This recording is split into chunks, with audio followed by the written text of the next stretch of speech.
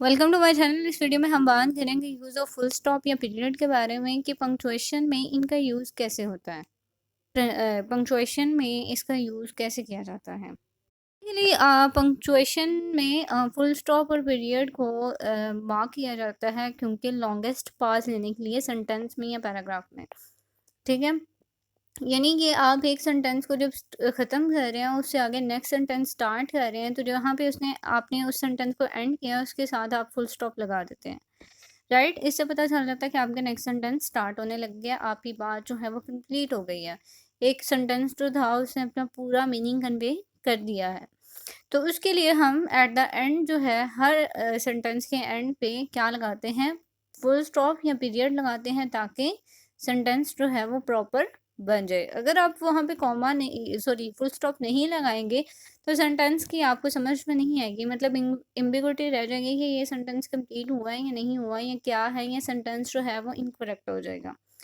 तो ये punctuation marks जो हैं ये बहुत ज़्यादा इंपॉर्टेंट होते हैं आपकी राइटिंग में। अगर आप पंक्चुएशन को कहीं पे भी मतलब रिप्लेस कर देंगे तो ऑब्वियसली सेंटेंस जो है या तो इनकरेक्ट हो जाएगा या उसका डिफरेंट मीनिंग कन्वे होने लग जाएगा।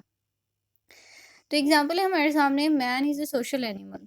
Right, man is a social animal एक प्रॉपर सेंटेंस है जिसका एक मीनिंग कन्वे हो रहा है और उसके एंड पे हमने फुल स्टॉप लगा दिया कि ये जी ये सेंटेंस पूरा हो गया है, इसका एक मीनिंग पूरा हो गया है। इससे आगे आप नेक्स्ट सेंटेंस स्टार्ट कर सकते हैं।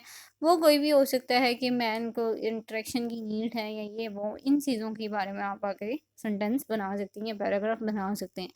तो पैराग्राफ में सेंटेंसेस होते हैं और सेंटेंसेस के एंड पे आपने फुल स्टॉप लाजमी लगाना होता है। इसके अलावा फुल स्टॉप और भी जगह पे यूज़ होता है, यानी कि एब्रीवेशंस या इनिशियल्स में यूज़ होता है। एब्रीवेशन ये होती हैं कि आपने जैसे कि यहाँ पे लिखा हुआ है यूएसए।